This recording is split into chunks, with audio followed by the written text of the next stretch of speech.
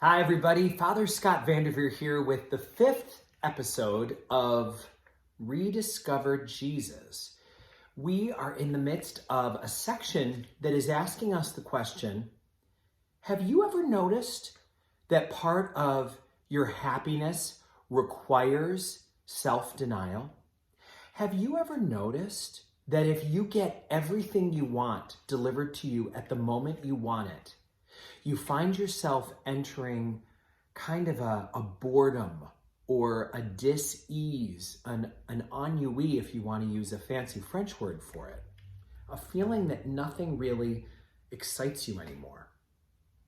If you have treats all day long, then when it comes time for a really special occasion, it won't feel special to have something that is a food we consider a treat. It's really interesting that one of the things we're being encouraged to consider is that self-denial is an important part of happiness. And we're being asked in our small groups this week, what is something that it would be good for me to deny myself or deny myself more often? If maybe it's not helpful to have a total fast from something, like somebody who has a problem with alcohol would do with alcohol if they realized that it had become a controlling force in their life. But what are the things that we should show perhaps a little more restraint with, have a little less easy access to? What are the things that we would do better if we had a little bit less of? This is a very interesting question, I think, for us to ask ourselves for a number of reasons. But one of them is that we Catholics have a practice, especially during the Lenten season, of fasting. And fasting is meant to be in opposition to the idea of feasting. We have a fast, and that is what helps prepare us for the power of a great feast. But we don't fast well. In fact, a lot of Catholics have kind of gotten away completely from the idea of fasting. Now we only need to fast 2 days a year, Ash Wednesday and Good Friday. Gone are the days of a fast every Friday of the year. And maybe there's some good things about that fast being relaxed, but we'd have to admit that it's probably not all good. It may be true that we've thrown the baby out with the bathwater. It's also a fact that we are dealing with a time in history where we have more access to more of the things we want than ever before. So we don't ever have to go without a song that we'd like to hear. Remember the days where you used to sit by the radio waiting for a song that you liked to come on? No longer. That's not how it works anymore. Nowadays, you just call up that song on whatever music service you have online, whatever app provides that for you. You can listen to any song anytime you want, all the time. The same thing is true with an exotic product. There used to be certain things that I could only find if I was in the South visiting friends, or I could only get this special kind of tea if I were in California, or I could only get some of those special foods like stroopwafels or marzipan or spätzle. I could only get that if I was in a country where that was from. Not any longer. You can Amazon that thing to your house in 2 days, maybe even faster. So now we're given a chance to say, is there a chance that I'm actually less happier with the things that I have now, that they're so easy to get, that they're so a part of my life every day, than I was when it was a little harder to get those things? What an interesting question that is. Am I enjoying my life less? Maybe a place for us to consider this is in the celebration of Christmas.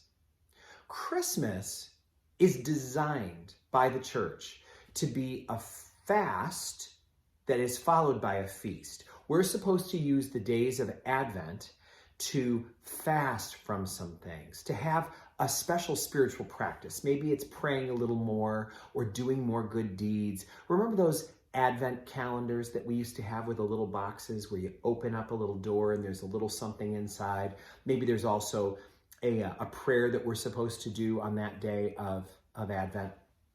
Those things are very valuable for helping us anticipate the coming of Christmas. But if we're honest with ourselves, we haven't celebrated Christmas that way in a long time. Think about this. The Christmas feast usually begins around Halloween. Here we go. Christmas music in the stores, Christmas clothes, Christmas-themed drinks and foods, Christmas parties, all sorts of Christmas celebrations, and all sorts of Christmas-themed events. And by the time Christmas comes, we are wiped out. We actually, many of us, I think, want no part of Christmas after Christmas Eve and Christmas morning. We're done. We want to wear sweatpants and lay on the couch. We might fall asleep for the afternoon and not hang out with the family that came to be with us because we're so exhausted. And some of us may even start our diet that afternoon. We are so filled with sweets and that Kringle mix and what do they call that stuff that like the Chex Mix that's then drizzled with white chocolate. We've eaten so much of that. We've had so much more alcohol and snacks and goodies than we're used to having. We don't even want to wait for Christmas to be over. We want to start the fasting and the dieting right away. Do you see that it's not supposed to be that way? On the 12th day of Christmas, my true love gave to me. Christmas is supposed to be a 12-day celebration that is the result of waiting through a long Advent fast for this great day. We can't wait for Christmas. But no, we decorate our houses a month or two in advance. By the time Christmas comes, the tree is crispy. The cat has pulled off all the ornaments. We're done with Christmas. We're moving on to Valentine's Day. So, is it possibly true that we've reversed the concept of feasting and fasting? We now feast first and then fast after, rather than the natural organic process, which is an exact reverse of that. Is there a chance that God is challenging us to consider what it would be like to return to a little more discipline in life? Would self-denial be a way for me to jumpstart some more happiness in my life? Would I appreciate things more if I anticipated them more? Would telling myself I can't just listen to a new song or try something new on Amazon just because I want it? Do I want to limit that a bit? Do I want to put in some self-imposed guidelines saying, nope, I'm only going to listen to one new song a week. I'm going to only buy one new article of clothing a month. Maybe you could follow the rule that Mother Teresa always had. She always kept the same number of hangers in her closet.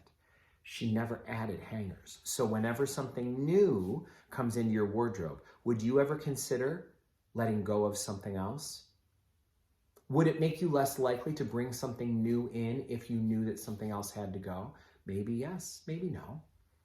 But these questions are meaningful because we're talking about our happiness and our fulfillment in life. It's not a small matter. If there's something we could do that would allow us to be more fulfilled, more happy, more alive, it feels like it would be worthwhile checking that out.